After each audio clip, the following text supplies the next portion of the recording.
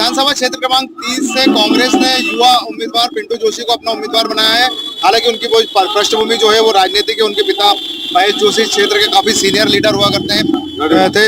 हम पिंटू जोशी जी से ही बात करते हैं। यहाँ से उनका एक बार फिर जनसंपर्क का जो दूसरा पड़ाव शुरू हो रहा है। पिंटू भैया, क्या मुद्दे हैं, किनको लेकर आप जा रहे हैं? देखिए, अलग अलग क्षेत्र में अलग अलग मुद्दे, अलग अलग परेशानियां हैं। प्रयास ये है कि जिस क्षेत्र की समस्या है उसको हम हल करने का प्रयास करें। यहाँ ये घनी आबादी वाला क्षेत्र है, ये घनी आबादी वाला क्षेत्र है। इस क्षेत्र में हमको लोगों को वो मूलभूत सुविधाएं देनी है जिससे सालों से वंचित है। हमारा प्रयास रहेगा कि यहाँ के लोगों की मन की बात समझ के उन समस्याओं का निवारण करें। जिस तरह से अपने मुद्दे उठाए थे कि सबसे ज्यादा राजस्व देने वाला क्षेत्र क्रमांक, हाँ बिल्कुल है। यहाँ जो व्यापार है वो मध्य प्रदेश में सर्वाधिक टैक्स मिलता है उससे, और उतना अधिकार हक हमारे विधानसभा का बनता है, क्योंकि जब हम कमा के दे रहे हैं तो थोड़ा हक अधिकार इस विधानसभा के जनता का ही बनता है। और उनकी समस्या को निवारण हो, उनको अच्छा मिले, हम संतुष्ट हो काम से। हमको और आगे बढ़ना है, हमें और बेहतर करना है। भाजपा के जो विधायक थे आगे सिटिंग आकाश विजयवर्गीय, उनका कहना है उन्होंने बहुत विकास किया है क्षेत्र में, करोड़ों रुपए के काम किए। सबसे बड़ी बात यह है कि वो खुद ही पढ़े और खुद ही बाँचे। यहाँ तो इनामी राशि चलाई हमने, 2000 करोड़ का इनाम का काम बताओ, 11,000 ले आओ। अगर वो 2000 करोड़ के काम कराते होते तो विधानसभा की सीरत बदल चुकी होती और उनका टिकट भी नहीं कटता। बिल्कुल, जिस तरह से हम ये कहा कि उनको अगर आप उनके विधायकी को कितने नंबर देना चाहेंगे? हम जिस जनता से भी बात कर रहे हैं और अपने विधायक को लेकर बात कर रहे हैं कि जो पूर्व विधायक थे, आप कितने नंबर देंगे अगर उनको नंबर? देखिए, मैं नंबर देने वाला नहीं, आप जनता से पूछिए, हो सकता है जनता और नीचे के नंबर दे दे। अच्छा, वर्तमान उम्मीदवार को लेकर आप क्या कहेंगे? उनका स्वागत है हमारी विधानसभा में। स्वागत क्यों कर रहे हैं, मतलब आप? भाई, हम यहाँ के अपने हैं। हमारे यहाँ घर कोई मेहमान आता है तो मेहमान को सत्कार करा जाता है, तो मेहमान जैसी है। मतलब विधानसभा क्षेत्र क्रमांक 3 के बाहर के भाजपा के उम्मीदवार हैं, इसीलिए उन्होंने ये कहा कि हम उनका स्वागत कर रहे हैं। तो उनका जनसंपर्क यहाँ पर चल रहा है और जनसंपर्क के दौरान वो लोगों से मिल रहे हैं। आइए जानते हैं लोगों से कि आखिर उनके विधायक कितने पास हुए। यहाँ पर कुछ लोग हमें नजर आ रहे हैं, उन्हीं से बात करते हैं। आप कहाँ से हैं? अच्छा, आप राजवाड़ा आते हैं तो आपको क्या लगता है इस विधानसभा में क्या तकलीफें हैं, क्या है? ये ट्रैफिक वगैरह भी ज्यादा रहता है। अच्छा, ट्रैफिक की समस्या यहाँ ज्यादा है। गाड़ी करने के लिए तो राजवाड़ा जाना पड़ता है। राजवाड़ा जाना है। तो यहाँ पर जो है, अगर एक गृहिणी भी हमने, आपका क्या नाम है? सीमा। आप कहाँ से हैं सीमा जी? इंदौर से ही। अच्छा, तो आप क्या बताना चाहेंगे, क्या समस्या इस बार चुनाव में आपको क्या लगता है क्या होना चाहिए? ट्रैफिक ज्यादा है यहाँ पे। अच्छा, ट्रैफिक के साथ दूसरा महंगाई कोई मुद्दा लगता है आपको? महंगाई तो नहीं।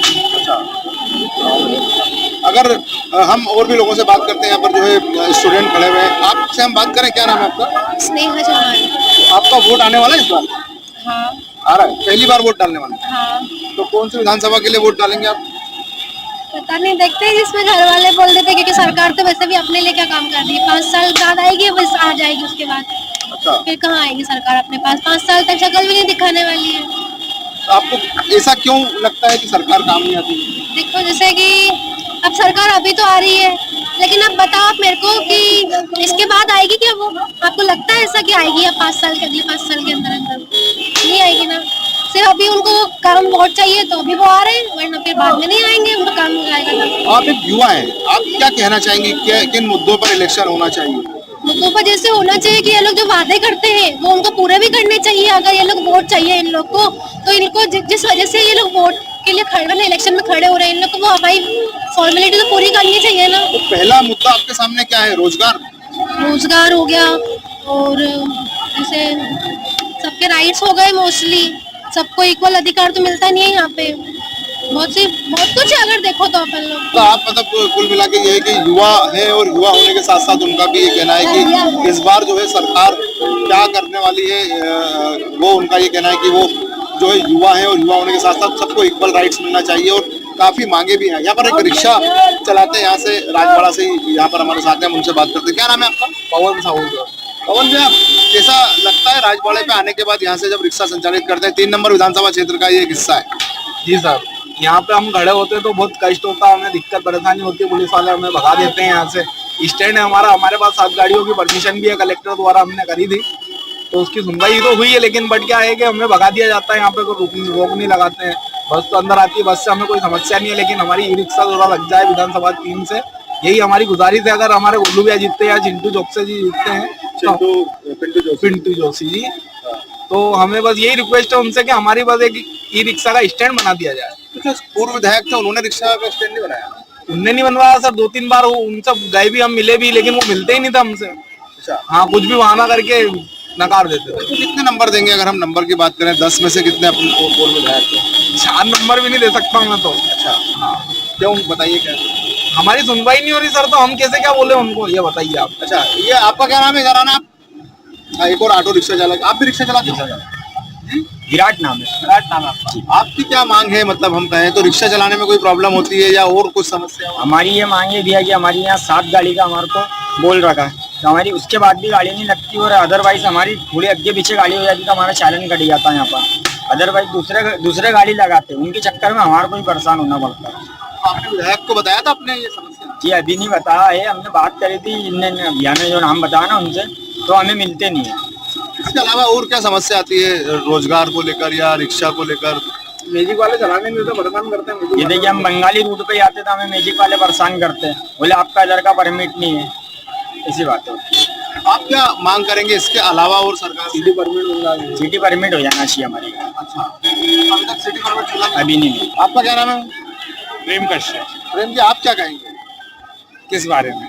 क्या इस बार चुनाव है विधानसभा का, इस चुनाव में आप अपने नेताजी से क्या उम्मीद लेकर आए?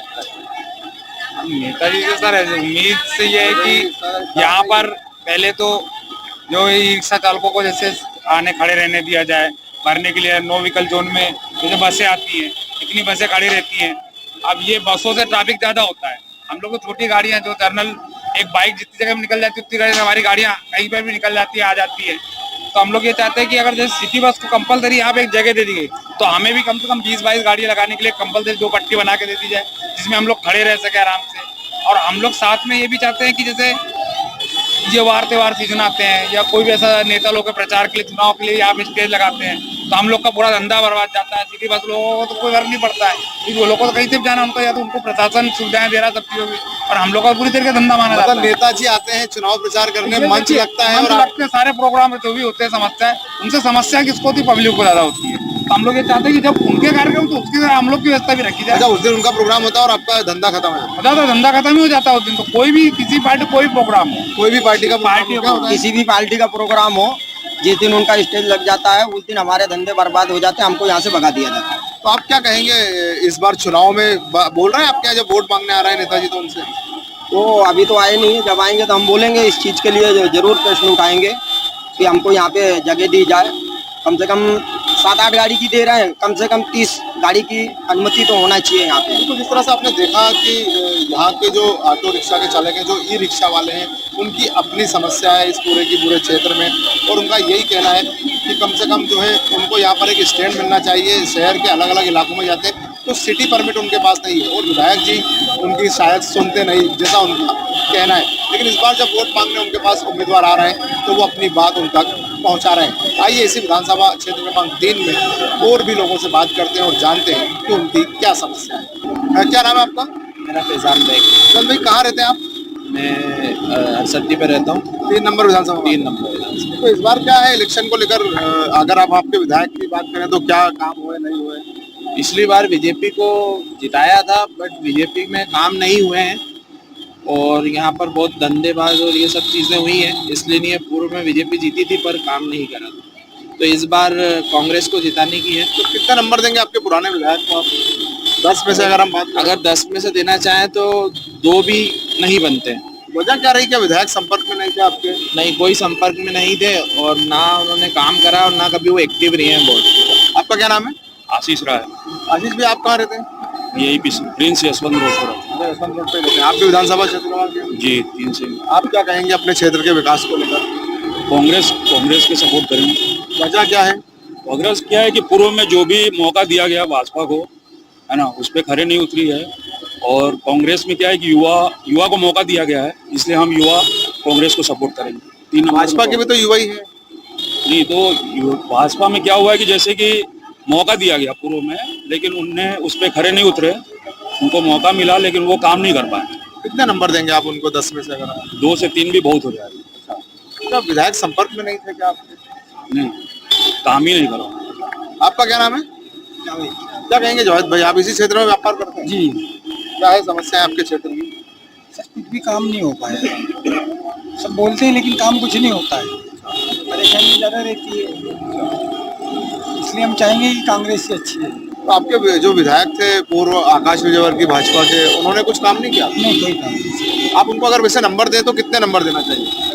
हमारे हिसाब से तो कुछ भी नहीं लेना चाहेंगे, क्योंकि कुछ वही नहीं है तो क्या लेंगे। अच्छा, एक और हमें जो नजर आ रहे हैं हमारे पास जो है सर्वधर्म सभा के अध्यक्ष मंजूर बेग साहब, हम उनसे बात करते हैं। हालांकि एक समय वो कांग्रेस में भी हुआ करते थे, अभी वैसे सर्वधर्म सभा में। क्या कहेंगे मंजूर भाई, आप इस चुनाव को लेकर क्या?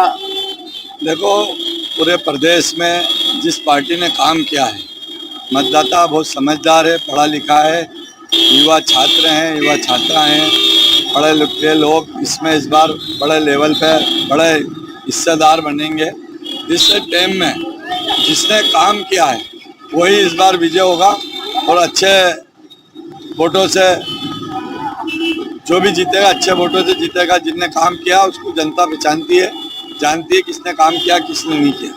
बिल्कुल, जिस तरह से इन्होंने भी कहा है कि काम के आधार पर ही इस बार जो है फैसला होगा। हालांकि ज़्यादातर लोगों की राय तो जो है समस्याएं बता रहे हैं, वो अपने विधायक से खासे जो है नाराज भी नजर आ रहे हैं। हालांकि जो कुछ लोगों का ये भी कहना है कि विधायक ने जो है विकास तो किए हैं इस क्षेत्र में। हालांकि 17 तारीख जो 17 चुनाव की तारीख है, उस तारीख के बाद ही ये तय हो पाएगा कि आखिर इस विधानसभा का विधायक कौन बनता है।